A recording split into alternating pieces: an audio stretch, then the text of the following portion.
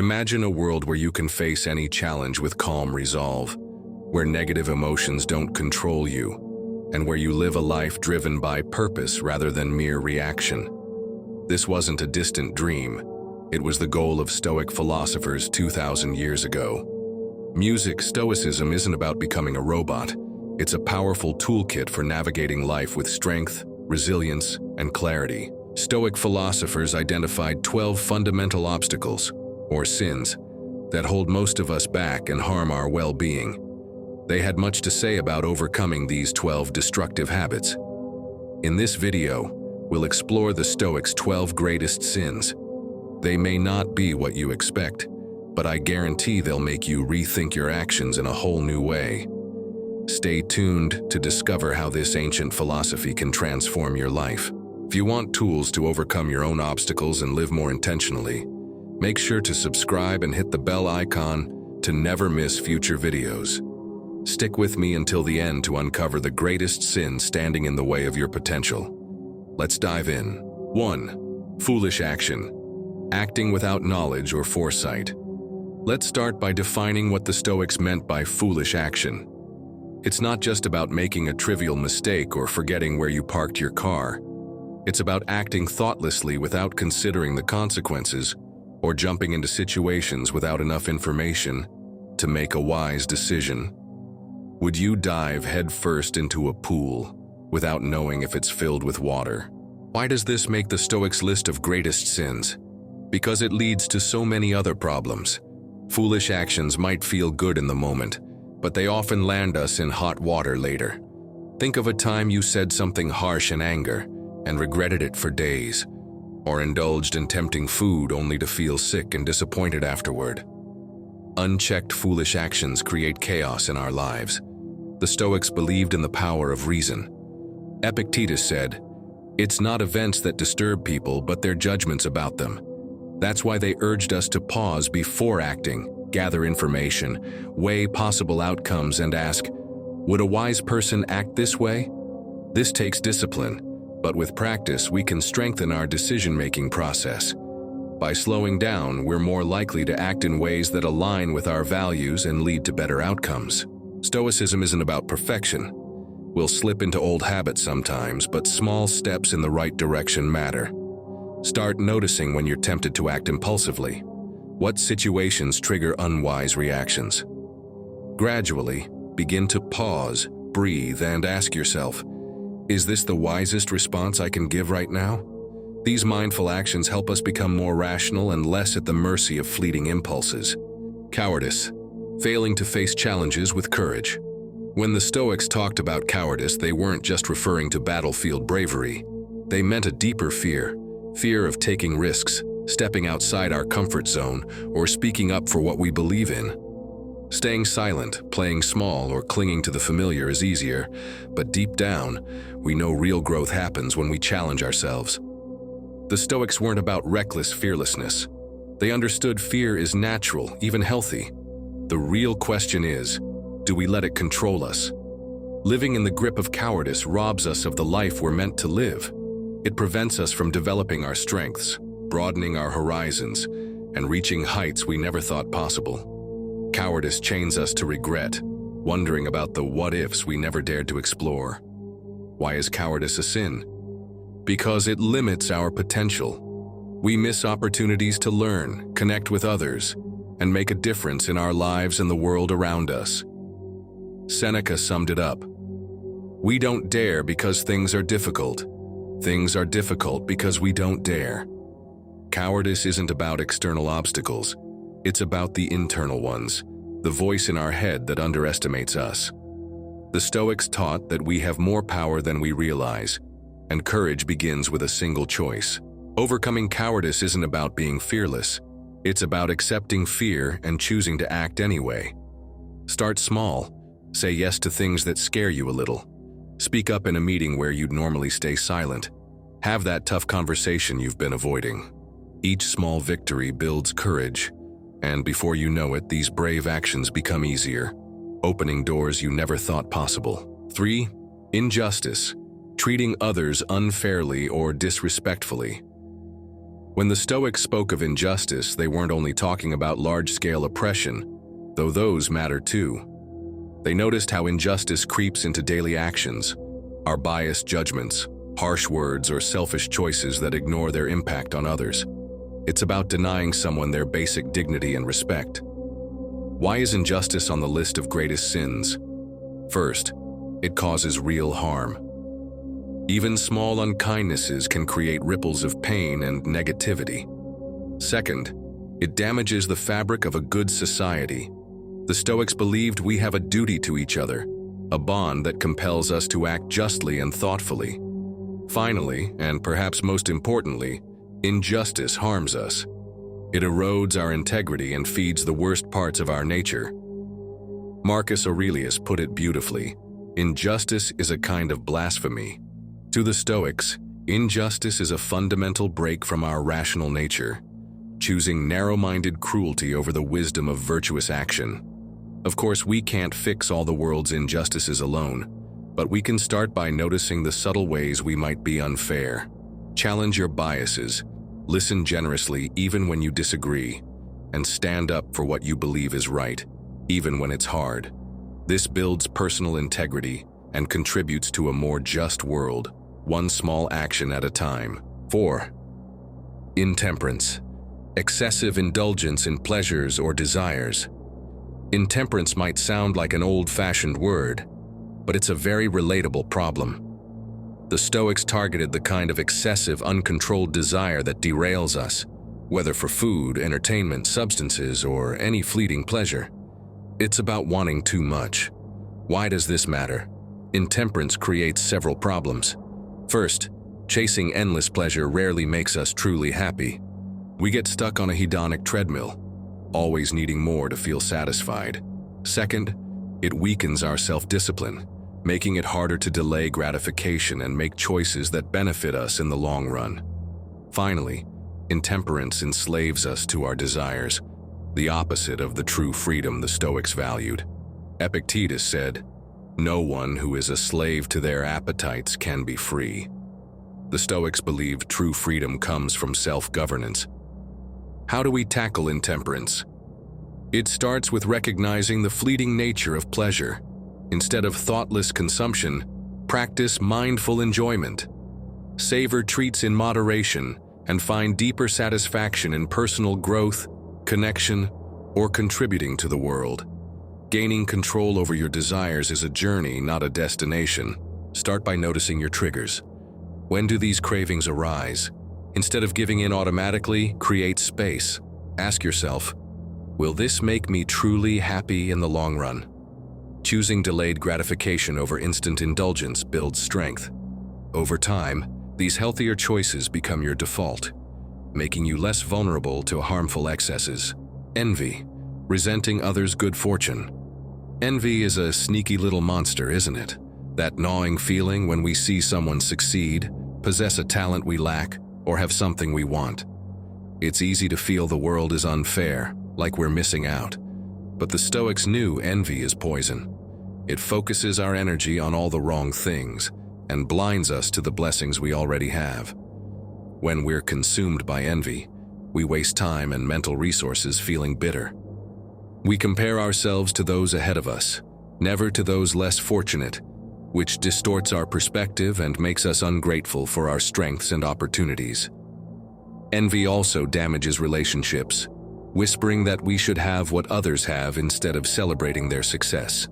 Seneca warned, "No one is as unhappy as the person who craves what another possesses." The Stoic antidote is twofold. First, cultivate gratitude. Focus on what's good in your life and what you can control. Second, prioritize your own path. Instead of wishing to be like someone else, channel your energy into improving yourself, pursuing your goals, and nurturing your unique talents. It's okay to feel envy sometimes, but don't let it take root. Reframe your perspective. See others' success as inspiration, not a reflection of your lack. Celebrate your friends' victories and remind yourself that your journey is your own. The more you focus on growing and shining your own light, the less room there is for envy's shadow. 6. Anger. Allowing yourself to be controlled by rage. Anger is a powerful emotion. It can surge within us, hot and urgent, demanding our attention. Left unchecked, it leads to words or actions that deeply harm ourselves and others.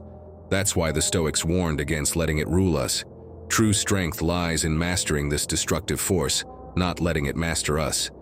But isn't anger sometimes justified? The Stoics weren't about suppressing emotions, but channeling them toward wisdom and virtuous action. Yes, injustice in the world will rightfully spark anger, but instead of letting it consume us, we can use it as fuel for change. Seneca put it best: anger, if not restrained, consumes us. It makes us lash out, often saying or doing things we later regret, damaging relationships and leaving a trail of destruction. Ultimately, uncontrolled anger harms us more than the initial insult or provocation ever could. How do we break free from anger's grip? It starts with self-awareness. Learn to recognize your triggers. Practice creating space between a provocation and your response. Take a deep breath, step away if possible. This pause allows your rational mind to regain control. Find healthier ways to express frustration, like assertive communication, focused action, or physical exercise. Mastering anger doesn't mean never feeling it again. It means gaining the freedom to choose how you respond, rather than reacting impulsively and paying the price later. 7. Pride, an irrational belief in one's own superiority. To the Stoics, pride isn't about celebrating legitimate achievements or taking joy in our strengths. It's about inflating our ego to an unhealthy degree, believing we're better or more deserving than others. Pride blinds us to our flaws, stifles learning, and hinders growth. Why did the Stoics see pride as so problematic? First, it stems from a false sense of self, tying our worth to external things like status, possessions, or talents, forgetting that true virtue lies in our character. Second, pride poisons relationships, making us see others as rivals rather than potential allies or teachers. It fosters division, not connection. Marcus Aurelius reminds us, "Remove the opinion, I have been harmed, and the complaint is removed. Remove the complaint, and the harm is removed." Pride makes us oversensitive to slights and offenses because our ego feels constantly threatened. The Stoic antidote lies in cultivating true humility, accepting our place in the grand scheme of things. We're all fallible humans with something to learn from each other. A prideful person can't take feedback or admit fault, which stalls growth. Humility encourages openness, reminding us there's always more to learn and that everyone has something to teach us. This mindset fosters personal growth and makes us better friends, colleagues, and community members. Pride isolates, humility connects. Which life sounds more fulfilling? 8. Greed, an excessive desire for material wealth. Greed is like an insatiable hunger, a desperate drive to acquire more material possessions. The Stoics saw it as a root cause of unhappiness, stemming from the mistaken belief that our security and happiness depend on how much we own, rather than who we are. This misguided pursuit leads to a life constantly looking outward for satisfaction, instead of cultivating inner peace. Greed distorts our perspective in several ways, makes us obsess over what we don't have, creating a constant sense of scarcity and discontent. It fuels comparison with others, leading to envy and resentment. Moreover, chasing wealth and possessions consumes our time and energy, leaving little room for building meaningful relationships, personal growth, or contributing to something greater than ourselves. Epictetus offers a powerful insight. Wealth consists not in having great possessions, but in having few wants. The Stoics taught that true contentment comes from finding joy in things that can't be bought, appreciating what you have, building strong bonds with loved ones, and finding purpose beyond material gain. The antidote to greed isn't forced poverty, but a mindful relationship with the material world. Acknowledge that some possessions are necessary for comfort and security, but don't let the pursuit of stuff become your primary goal. Choose experiences over accumulation. Consider how you can use your resources to give back to others or support causes aligned with your values. In doing so, you'll find a richness that material wealth can never offer. 9. Gluttony, excessive indulgence in consumption. Gluttony isn't just about how much we consume, but our relationship with consumption. The Stoics warned against indulging our desires without restraint or thoughtfulness, whether it's food, drink, or other pleasures. Gluttony represents a loss of control and a focus on fleeting pleasures over deeper fulfillment. Why does this matter? It harms us on multiple levels. Physically, it damages our health, contributing to illness and a sluggish feeling that makes it harder to enjoy life fully. It weakens our self-discipline, feeding a pattern of craving mindless excess. Gluttony also makes us less present, diminishing our ability to truly savor and appreciate the good things we have. Musonius Rufus, a Stoic teacher, offered this insight: we should eat to live, not live to eat. Choosing moderation is a path to freedom, not deprivation. The Stoics weren't against enjoyment, but advocated savoring it mindfully. Tune into your body's hunger and fullness signals. Choose quality over quantity. Rediscover the joy of simple foods. Instead of stuffing yourself to discomfort, cultivate a relationship with food and other pleasures centered on appreciation and balance. This isn't about perfection. Everyone overindulges sometimes. Instead of guilt or shame, use it as a learning experience. What triggered the excess? What could you do differently next time? Mindful moderation isn't a prison. It's a roadmap to greater well-being, self-control, and the ability to find lasting joy in life's simple pleasures. 10. Sloth. Avoiding necessary action and responsibilities. Sloth isn't just wanting to watch Netflix instead of doing chores. The kind of sloth the Stoics opposed runs deeper. It's the resistance to doing what we know we should, whether it's pursuing goals, addressing problems, or taking responsibility. It's choosing the comfort of the familiar over the effort of growth, which is often hard. Why does this matter? Sloth leads to an unfulfilled life, stuck in mediocrity, letting our talents wither and ambitions fade. When we avoid our responsibilities, others bear the burden, which can sabotage relationships. Worst of all, sloth slowly erodes our self-respect. Deep down, we know we're not living as the person we want to be. Marcus Aurelius reminds us, the best revenge is not to be like your enemy. While anger might motivate, the Stoics believed in a better motivator: our own vision of excellence. Imagine the person you want to be, someone who procrastinates, avoids responsibilities, and makes excuses, or someone who acts with discipline and resolve. The choice is ours every day. Overcoming sloth is a journey of small steps. Start by being honest about where procrastination holds you back. Break large tasks into smaller, manageable pieces to make them less daunting. Focus on building momentum. The first step is often the hardest, but action feels easier once you start. Each completed task and fulfilled responsibility builds self-discipline and confidence, making sloth less appealing. Think of it like exercising a muscle. It starts weak but grows stronger with time. 11. Deceit, deception and avoidance of truth.